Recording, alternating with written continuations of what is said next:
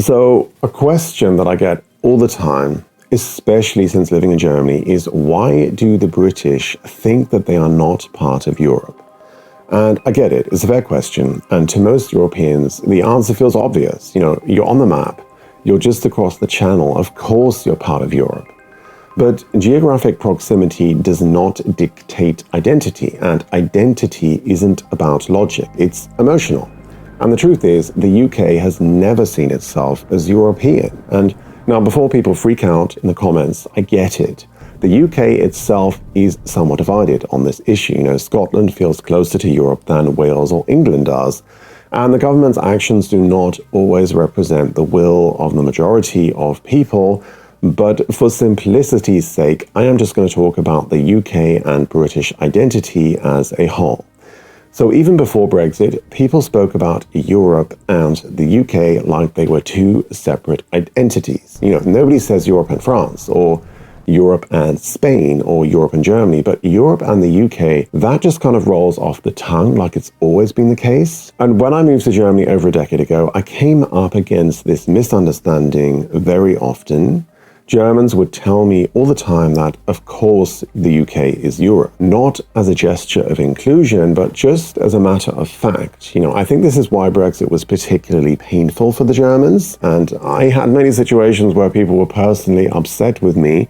They felt really hurt, as if this was some kind of divorce they never got a say in. Now, just before we go any further, I am not your average Brit because I have lived outside of the UK now for almost 20 years. And in fact, I've almost lived outside longer than I have lived within the borders of the UK. And this changes you on a fundamental level. I feel very connected to Europe and also to the UK, but this is the exception. Not many people feel this way.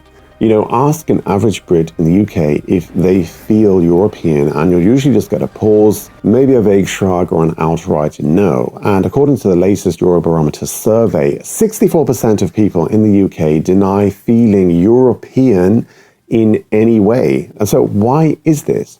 What is it that makes the British feel different? Well, most people don't really know. It's a feeling that if you really take the time to fully articulate, and many people will probably disagree with my take. But after thinking about this for some time, I think there are 6 main reasons which have contributed to this over time. Now, each one in isolation doesn't make the UK situation unique, but if you take all of these points together, I think it really goes a long way to explaining why this dissonance exists. So the first thing that makes the British feel separate from Europe is the geography. Now, I think this is pretty obvious. I'm sure you've heard of the island mentality before. The UK is physically separated from Europe, but it's not just the physical separation, it's what that separation allowed the UK to become. While Europe rose and fell through shifting borders and land wars, Britain had the luxury of distance. Britain didn't need to entangle itself unless it chose to, and that created a national psychology of watching from the shore, of stepping in only when it suited us. The English Channel isn't just a body of water, it's a psychological moat. It's a buffer between us and them. Now, the second thing which sets the UK apart is the empire. It gave Britain a global identity. While European countries were rebuilding themselves after the war, Britain still saw itself as managing the world. Even though politically and economically Britain has lost relevance, culturally and symbolically it's more complicated. So historically, our focus has been outward, not inward. Our alliances stretch to places like India and Canada, Australia, not to Brussels or Berlin. Even today, many Brits still feel more at home talking to someone from Sydney or Toronto than they do to someone from Vienna or Barcelona. It's not just the language, it's the sensibility. The Commonwealth gave Britain a sense of being global, not continental. And I know that most people don't understand the Commonwealth, but all you really need to know is that while it has declined a lot, it is still in place. Some have joined it by choice, like Mozambique in 1995 and Rwanda in 2009. And just like you can feel the remnants of communism in countries which were under communist rule, it is the same for Britain. You can still feel it in the national psyche, that lingering belief that Britain is more than just a European country, that it's something else, that it's something bigger. And I know many people mock the British for this. There's this certain sense of schadenfreude now, that it's, declined, but even if that belief is no longer true, it's still deeply felt. Now, before we get on to the next point, which is revolution, I really want to take a moment to introduce you to the sponsor of today's video, which is Incogni. Incogni keeps you safe, private, and secure online. Your personal data is everywhere, and you didn't put it there.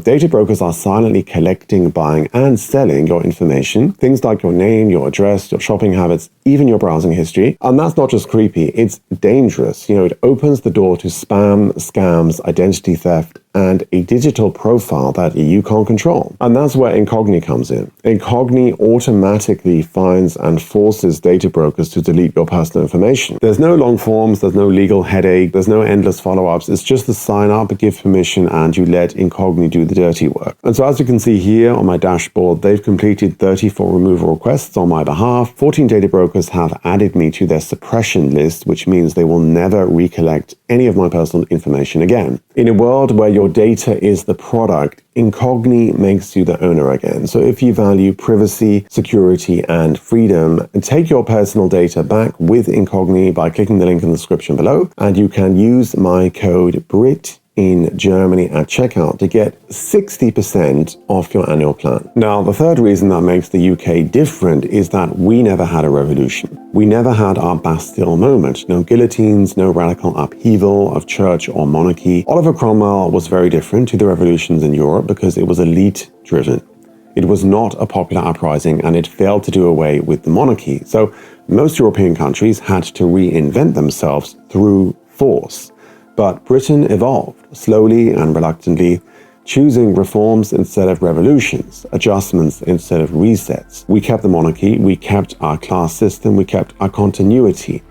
And there's a deep conservatism at the heart of British identity, not necessarily politically, but psychologically. The British see themselves as the steady hand, while Europe is full of fervid ideologies. We watch the continent swing from monarchy to fascism to communism and back again.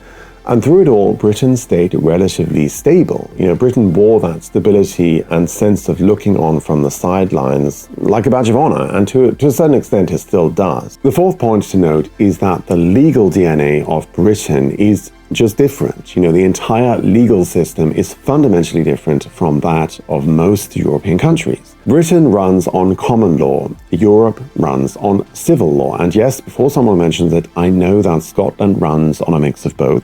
But that difference is more than technical, it's philosophical. To cut a long story short, common law is bottom up. It builds on precedent case by case. It trusts the wisdom of history and the judgment of courts. It's built on real life events. Civil law is top down, it's codified, it's structured, and it's built from theory. This shapes how we think about authority, fairness, and rules. And so in Britain, the law is lived and interpreted, and in much of Europe, it's written and obeyed. And that's why British people instinctively bristle at bureaucracy and rigid systems and at rule by regulation. It's not arrogance, it's the deep structure of how the British think about freedom. And so perhaps, again, another reason why Brexit should not have come as a shock. The fifth point of importance is that Britain is one of the few European countries that still has a monarchy, not just in form, but in sentiment. And to be honest, I think many Europeans, and I would argue also Americans, kind of envy the UK for this.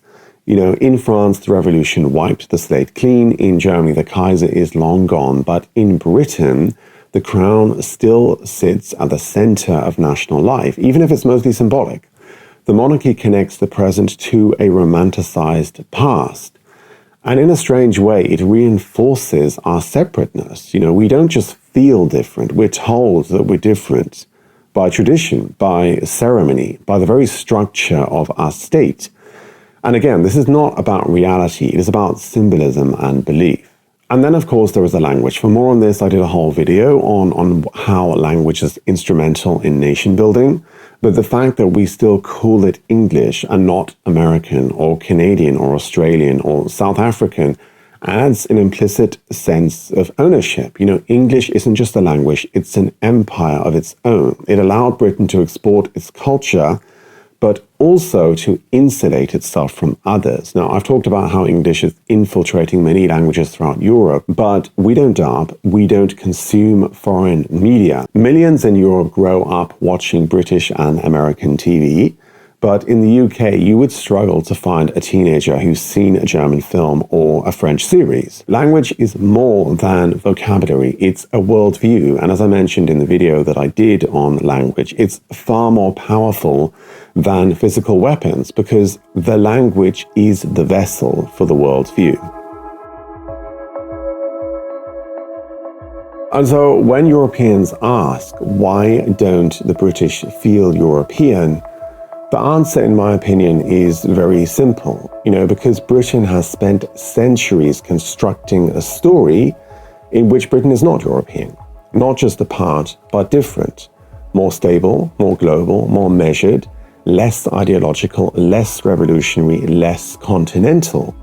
And that story may not be accurate anymore, but national identity is not based on accuracy. It's based on belief, on feelings and on emotions. And the emotion Britain feels towards Europe is at best ambivalent.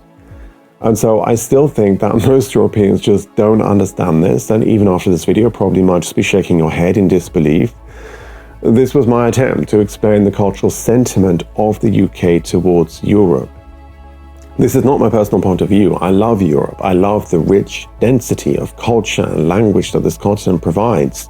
I love Germany, and I think that the British have a lot in common with the Germans and also with the Dutch, but most Brits would not agree with this, or even if they did, they would not like to admit it.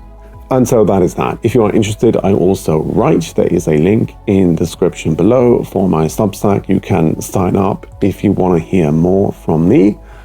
Other than that, what is your take? I'd be interested to hear what you think about why the British see themselves differently. Let me know in the comments below. Other than that, take care, have a good day, and I will see you in the next one. Bye-bye.